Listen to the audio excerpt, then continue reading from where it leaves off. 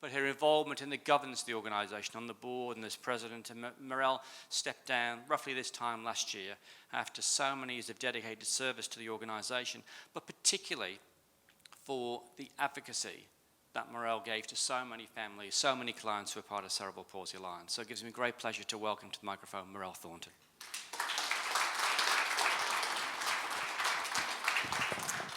Thank you, Paul, for that introduction. To our very special ambassador and guest speaker here this morning, Thomas Keneally AO, to each and every one of you, our highly valued supporters and donors, welcome again. It is your extraordinary giving, your generosity, and your inspiring us that enables us to be able to work with and to achieve so many things with our families, with our children, with our adults, and to realise our vision and our mission of building futures for people with cerebral palsy and their families. If we go back to the very beginning, our history records that on the 30th of January 1945, a fledgling organisation known as the Spastic Centre, headed by a small band of parents led by Audrey and Neil MacLeod, opened its doors as a school with just a first day enrolment of 7 children with cerebral palsy.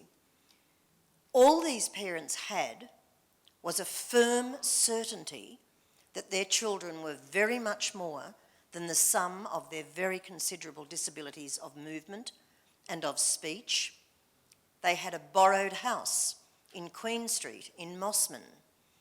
They had a mere capital of today's equivalent $64, and they had a disused ambulance that they had secured from the Mossman Emergency Services fleet.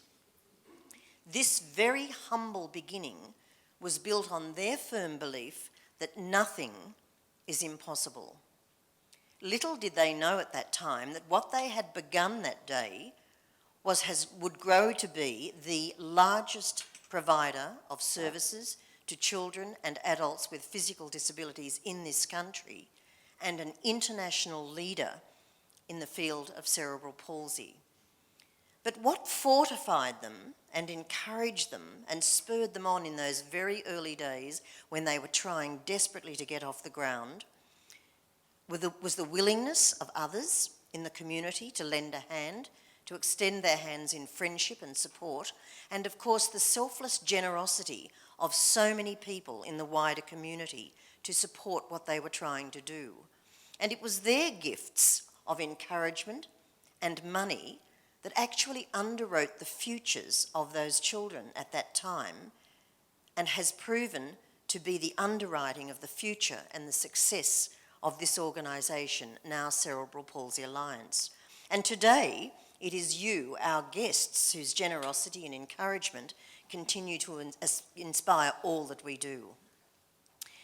Ladies and gentlemen, 38 years ago, I was a worried young mother, knocking very reluctantly at the door of the then Spastic Centre, my beautiful 9-month-old baby daughter in my arms.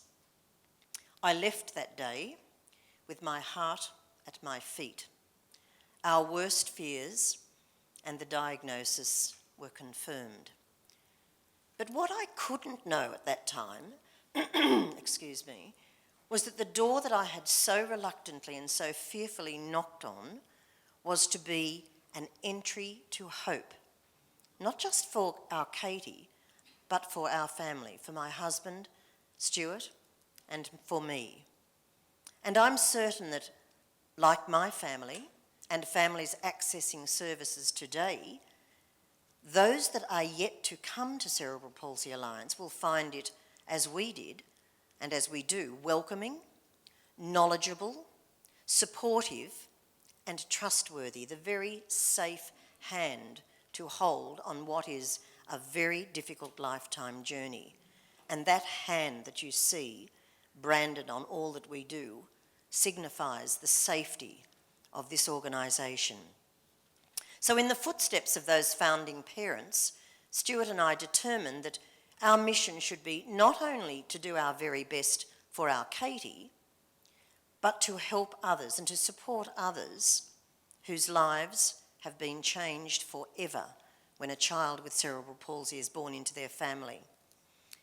Just 12 months ago, as Paul said, I retired from Cerebral Palsy Alliance's board of directors after 31 years, all voluntary service, 26 years of which I was chairman and president, and occupied what I affectionately still call the big chair. During that past 3 decades, I have been intimately involved with, and I have seen it firsthand, the incredible growth of this remarkable organisation, and so importantly, the life-changing impact of the work that we do. And you've heard some of that this morning, just a scratch of the surface.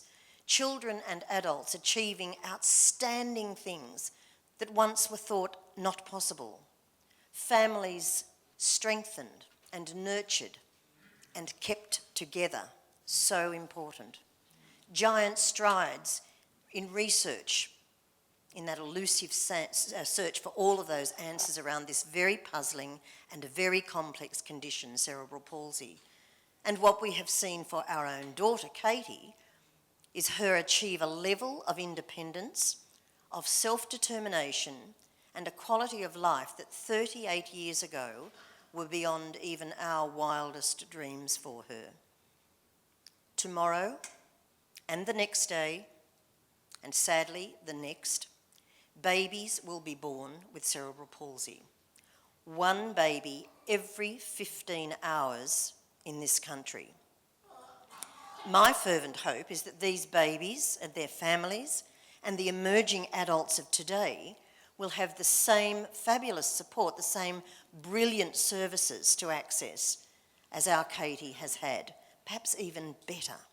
But I know all of this takes money.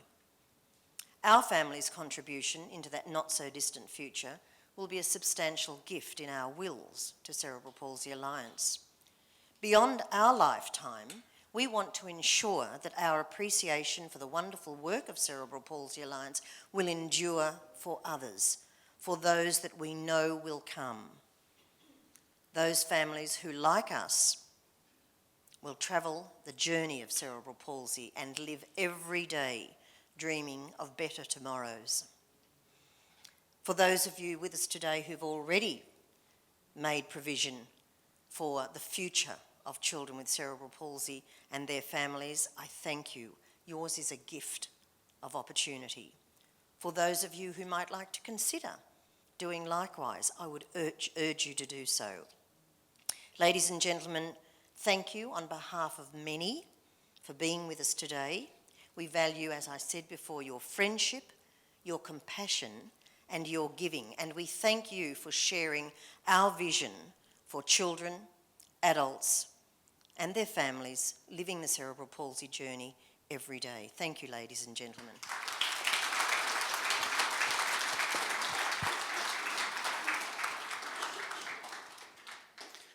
Thank you, Marelle.